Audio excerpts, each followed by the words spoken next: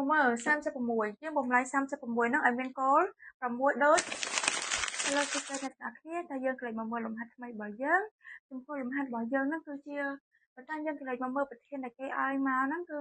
លំហាត់របស់យើងហ្នឹងគឺប្រភេទលំហាត់ exponential ដើម្បីដោះស្រាយសមីការ exponential គឺយើងត្រូវបំលែងគោលរបស់វាហ្នឹងឲ្យគោលទាំងពីររបស់វាហ្នឹងឲ្យស្មើគ្នាបានយើងដោះស្រាយវាកើតអញ្ចឹងមកមើល36យើងបំលែង36ហ្នឹងឲ្យមានគោល6ដូចអន្តទី2អញ្ចឹងយើងដឹងហើយថា36ហ្នឹងគឺ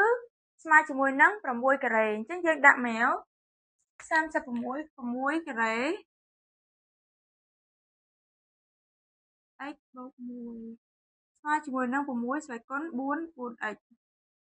ចំពោះ6ការ៉េជាមួយ6ការ៉េក្តៅពងកញ្ចក់ស្វ័យគុណ x បូក1នេះគឺយើងចូលរូបមន្ត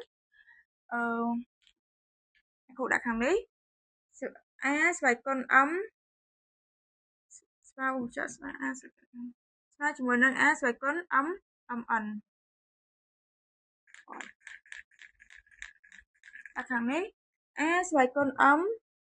ដាក់ពងកញ្ចក់ស្វ័យគុណ n ស្មើជាមួយនឹង a ស្វ័យគុណ m mn អញ្ចឹងយើងបាន6ស្វ័យគុណ2តែឲ្យ x បូក1ស្មើជាមួយនឹង6x ដោយគោលទាំងពីររបស់វាហ្នឹងគឺស្មើគ្នាហើយបន្ទាប់ពីគោលរបស់វាស្មើគ្នាគឺយើងដាក់បាន2តែឲ្យ x បូក1ស្មើជាមួយនឹង4x យើងគុណពលាតវាមកយើងគុណពលាតវាហ្នឹងមក 2x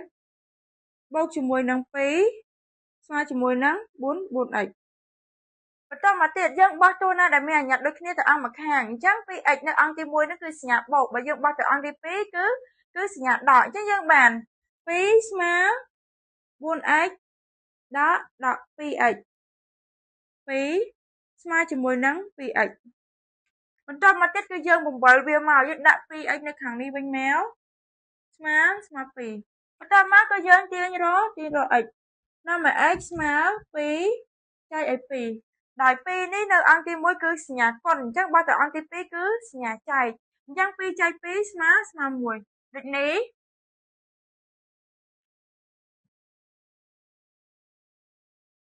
x